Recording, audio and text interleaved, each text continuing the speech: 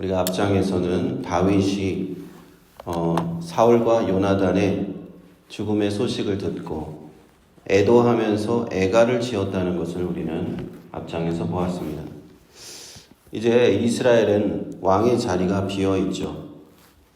분명히 다윗이 차기의 왕으로서 선지자 사무엘의 기름 부음을 받았다는 걸 우리는 알고 있습니다. 그렇지만 다윗이 그렇게 정말로 그 왕의 자리를 순탄하게 차지할 수 있을 것인가, 다윗이 왕위에 세워질 수 있을 것인가 하는 것은 별개의 또 문제였겠죠. 1절을 보시면요, 그 후에 다윗이 여호와께 물어 가로되 내가 유다 한 성으로 올라가리이까, 여호와께서 가라사대 올라가라. 다윗이 가로되 어디로 가리이까, 가라사대 헤브론으로 갈지니라 되어 있습니다. 이러한 중대적인 신앙의 기로에서, 인생의 기로에서 다윗은 다시 한번 먼저 여호와께 물어보는 신앙의 중심의 모습을 보여줍니다. 다윗은 지금 이스라엘 바깥에 있어요.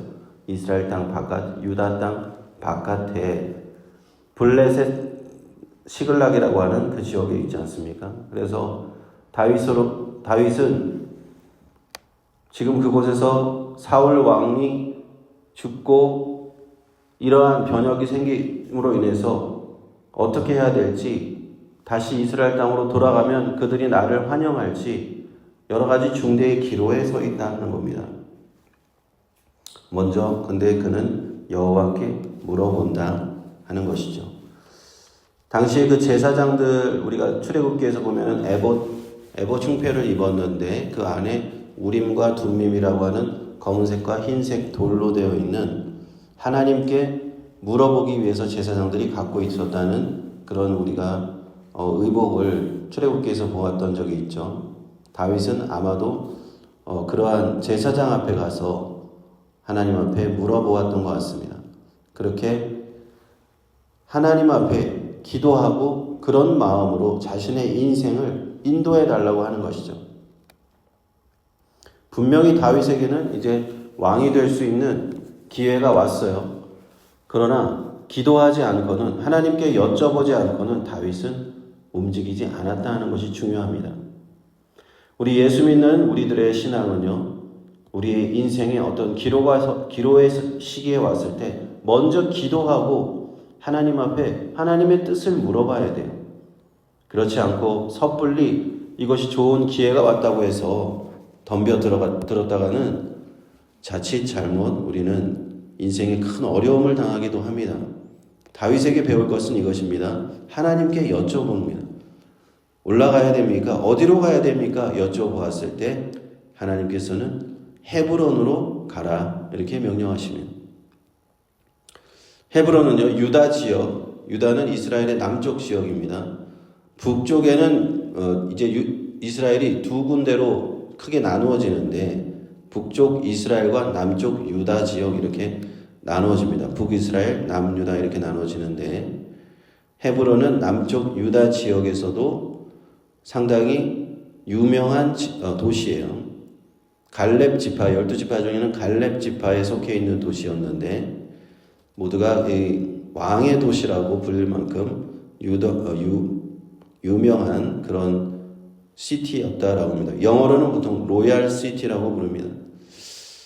과거에 아브라함과 그 아내 사라가 헤브론 지역에 장사되었다고 성경은 기록해요. 그래서 다윗이 이제 블레셋 땅 시글락에서 그 헤브론으로, 유다 지역 헤브론으로 좀 고지됩니다. 여기 솔트레이크처럼 약간 고지되기 때문에 올라갔다라고 성경은 말합니다. 얼마나 많은 사람들이 다윗과 함께 올라갔는가? 한 2,000명 정도를 추산합니다. 왜냐하면 다윗과 함께 전쟁에 나갈 만한 남자들이, 장정들이 한 600명 정도 있었다고 기록하고 있고요. 그렇다면 그 식솔들까지 모두 포함한다면 한 2,000명 정도가 다윗과 함께 이렇게 움직인 겁니다. 아주 거대한 큰 무리가 다윗의 영도하에 헤브론에 입성하게 된 것이죠. 아마 이것은 그 유다 땅에 엄청난 울림을 주는 일이었을 것입니다. 2절을 보시면 다윗이 그 두 아내 이스라엘 여인 아이보암과 갈멜 사람 나발의 아내 되었던 아비가일을 데리고 그리로 올라갔고요. 또 자기와 함께한 종자들과 그들의 권속들을 다 데리고 올라가서 헤브론 각성에 거하게 하니라 이렇게 되어 있습니다. 그리고 유다 사람들이 와서 거기서 다윗에게 기름을 부어 유다 족속의 왕을 삼았더라. 아까 말씀드렸죠. 이스라엘 12지파 중에 유다 지파가 그곳을 차지하고 있었는데 그 유다 지파는 이전 왕이었던 사울 왕이 그 영향력이 가장 약했던 지역이에요. 그래서 사울 왕의 영향력이 강했던 지역은 북쪽 지역입니다. 북쪽 이스라엘 지역이었는데 남유다 지역은 사울 왕의 세력이 약했던 그런 지역이에요. 그때 그 유다 사람들이 다윗에게 기름을 부어서 왕을 삼았다 하는 것이죠. 우리도 지금도 그렇지 않습니까? 정치적으로 보면 같은 주라도 지역에 따라서 정치 세력이 나누어지는 경우가 있잖아요. 우리 유타주도 전체적으로는 공화당이 강세지만 솔트레이크 시티는 민주당이 강세다. 이런 그런 것이 있지 않습니까? 또 전체적인 국가에서도 어느 정치적인 세력이 각각 세력마다 지역마다 좀 다르다는 것. 이스라엘도 마찬가지였습니다. 북쪽은 사울 왕의 세력이 강했지만 남쪽은 좀 약했다 하는 것이죠. 그래서 다윗은 남쪽에서 다윗 왕으로 일단은 등극을 하게 됩니다. 물론 이 정치적인 배경이 어느 정도 작용을 했을 것이라고 해석을 하는데요. 그것보다도 우리가 더 중요하게 봐야 될 것은 무엇인가? 성경이 우리에게 핵심적으로 가르치는 내용은 무엇인가? 분명히 다윗에게는 1절에 보니까 여호와 하나님의 강력한 인도하심이 있었다. 헤브론으로 가라, 헤브론으로 올라가라 하는 하나님의 그 인도하심을 따라서 다윗은 올라갔고 그곳에서 왕으로 기름을 부음을 받았다 하는 것이 핵심적인 내용입니다. 또 4장 그 하반절을 보면요. 혹이 다윗에게 고하여 가로되 사울을 장사한 사람은 길르앗 야베스 사람들이니이다 이렇게 고합니다. 길르앗 야베스는 북쪽에 있는 북동쪽에 있는 사람이에요. 아까 말씀드렸듯이 북쪽은 사울 왕의 세력이라고 말씀드렸잖아요. 길르앗 야베스 사람들은 사울 왕과 친밀한 그 지역의 사람들이에요. 우리가 그 성경 사무엘상을 보면은 통치 초기에 사울 왕의 통치 초기에 어떤 일이 있었는지 우리는 알고 있죠. 길르앗 야베스 사람들이 암몬 족속의 괴롭힘을 당할 때 사울이 군대를 끌고 가서 길르앗 야베스 사람들을 구원하는 내용이 나옵니다. 그래서 길르앗 야베스 사람들과 사울 왕과는 상당히 친밀했다라고 우리는 보고 있어요.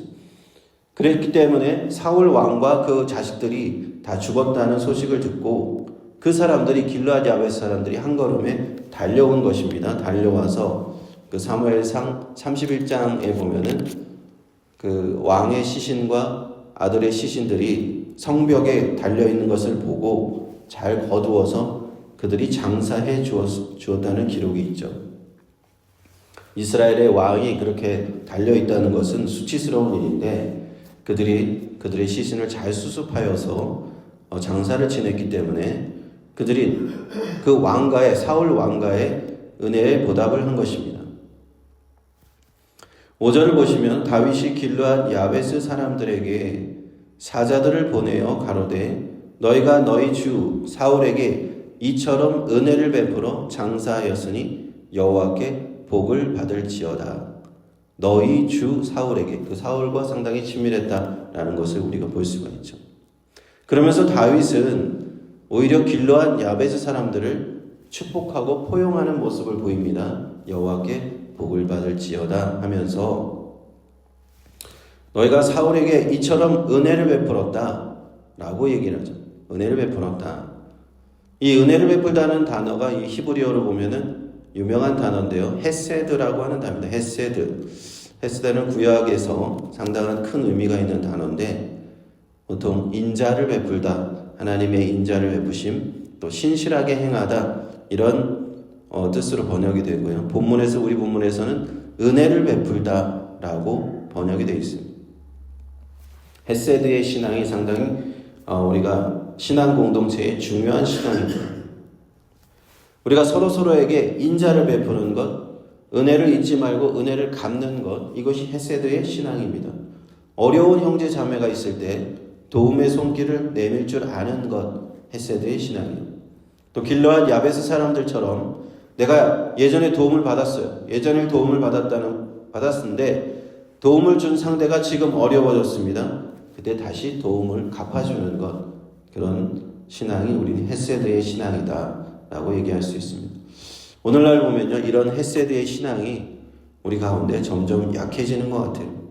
교회도 그렇고 사회는 말할 나위도 없고 이 헤세드의 신앙이 점점 실종되는 거예요.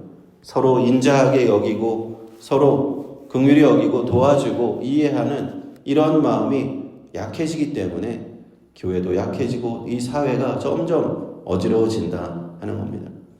바로 이 헤세드의 신앙은 우리 주 예수님의 가르치신 그 가르침과 연결이 되어 있어요. 바로 내가 너희를 사랑한 것 같이 너희도 서로 사랑하라. 주님께서 주신 사랑의 계명이 바로 이 헤세드의 신앙과 연결이 되어 있습니다. 이어서 6절 말씀을 보시겠습니다. 너희가 이 일을 하였으니 이제 여호와께서 은혜와 진리로 너희에게 베푸시기를 원하고 나도 이 선한 일을 너희에게 갚으리니. 다윗은 그저 말로만 하는 것이 아니라 나도 이 선한 일을 너희에게 갚겠다라고 얘기합니다. 다윗의 입장에서 보면요, 이제 사울 왕은 죽었고 사울 왕과 있었던 일은 그저 옛날 일이니까 나하고는 상관없다라고 얘기할 수도 있어요. 보통 사람들은 그렇잖아요. 그거 다 옛날 일이고 옛날의 왕들, 옛날의 대통령들이 했던 것이 나랑 무슨 상관이 있어? 나는 몰라 라고 얘기할 수 있지만 다윗은 그렇게 하지 않습니다. 다윗은 너희가 이전 왕에게 베푼 은혜를 내가 갚아주겠다 라고 얘기합니다. 다윗의 참 위대한 신앙입니다. 다윗은 그렇게 말만 할 뿐만 아니라 자신의 그 말을 지키는 사람이에요. 7절에 보면요, 이제 너희는 손을 강하게 하고 담대히 할지어다. 너희 주 사울이 죽었고 또 유다 족속이 내게 기름을 부어 저희의 왕을 삼았음이니라. 그리고 이제 다윗은 대승적인 마음으로 그 길르앗 야베스 사람들을 포용합니다. 사울 왕가와 친했던 사람들이에요. 북쪽에 있는 사람들입니다. 그런데 다윗은 그들을 포용하는 손을 내미는 거예요. 사울 왕가와 친했기 때문에 다윗이 왕이 되었다고 했을 때 그들은 좋아하지 않을 수도 있는 거예요. 사울 왕을 좋아했던 사람들 그렇지 않습니까? 예전에 왕을 좋아했던 사람들이 새 왕이 등장하면 싫어할 수 있는 거죠. 그러나 다윗은 얘기하는 거예요. 너희 주 사울이 이미 죽었고 내가 이 남쪽에서 왕이 되었다. 유다 족속이 내게 기름을 부어서 왕이 되었으니 이제 너희들도 나와 함께 새로운 이스라엘을 만들어 가보자 하는 그런 의미로 북쪽 사람들에게 전달하는 메시지인 거예요. 그래서 길르앗 야베스 사람들에게만 이 메시지를 전달한 것 같지만 사실은 위에 있는 북쪽에 있는 그런 이스라엘 모든 백성들에게 사울과 친밀했던 사람들에게 보내는 메시지인 거예요. 이제는 나 다윗과 함께 새로운 시대를 열어보자. 하나님께서 우리에게 큰 이스라엘을 이제는 남과 북이 나누어진 것이 아니라 남과 북이 하나 되는 하나님의 그 새로운 시대를 열어주실 것이다. 그 메시지를 주었기 때문에 큰 의미가 있는 것입니다. 그렇게 함으로써 다윗은 이후에 남과 북을 통틀어서 큰 그 이스라엘 왕국의 그 통일 왕국의 왕이 되었다 하는 것을 우리는 나중에 보게 될 것입니다. 이처럼 다윗이 하나님의 인도하심으로 신앙적으로 이렇게 나아가는 모습, 오늘날 우리가 본받아야 될 모습입니다. 우리는 어떤 자꾸 세력을 나누려고 하는 데만 급급하지 세력을 포용하는 데는 약해요, 사람들이. 한국 사람들뿐만 아니라 모든 사람들이 다 그렇습니다. 뭐 한국 교회만 나눠지는 건 아니고요. 뭐 여기 있는 다른 이민 교회들도 다른 민족, 무슨 중국이나 뭐 인도나 이렇게 얘기 들어보면은 어디나 다 그렇습니다. 사람들이 나누어지려고 하는 이 악한 습성이 있어요. 죄악된 습성이 있죠. 그러나 하나님께서는요, 다윗의 마음처럼 포용하라고 말씀합니다. 나랑 좀 생각이 달라도 북쪽에 이 사울 왕과 전임 왕과 친했던 사람들이라도 다윗은 포용하려고 합니다. 내가 너희들 다 인정해 줍니다. 너희들의 공을 내가 다 갚아주겠다. 너희들이 사울 왕 그렇게 했으니 내가 다 너희들에게 다 갚아줄게. 나와 함께 새로운 왕국을 하나님 앞에서 우리가 세우자. 이런 마음으로 간다는 것입니다. 이것이 다윗의 위대한 신앙이었고요. 오늘날 우리도 이러한 다윗의 신앙을 본받아야 될 줄 믿습니다. 나와 좀 생각이 다르더라도 나와 좀 정치적인 색깔이 다르더라도 우리가 교회에 와서는 정치 색깔 가지고 싸우면 안 되고요. 우리가 이 땅의 정치적인 것은 한시적이잖아요. 잠시 있다가 사라지는 정치적인 색깔을 가지고 내가 형제 자매와 싸우면 안 되죠. 그래서 저는 개인적으로 미국도 그렇고 한국도 그렇고 정치적인 색깔은 항상 어느 한쪽에 치우치지 않으려고 항상 생각을 합니다. 어느 한쪽에 이 사람들이 더 나아 보이는 것 같아도 그 사람들도 다 문제가 있고 이쪽에 나아 보이는 것 같아도 이 사람들도 문제가 있어요. 그래서 항상 하나님만 보고 가야겠다. 저는 항상 그런 마음으로 세상을 보려고 합니다. 우리가 교회 안에서도 우리가 나누지 말고 우리 모두 한 마음으로 이렇게 다윗처럼 주님 앞에 나아가실 수 있기를 주님의 이름으로 축원드립니다. 기도하겠습니다.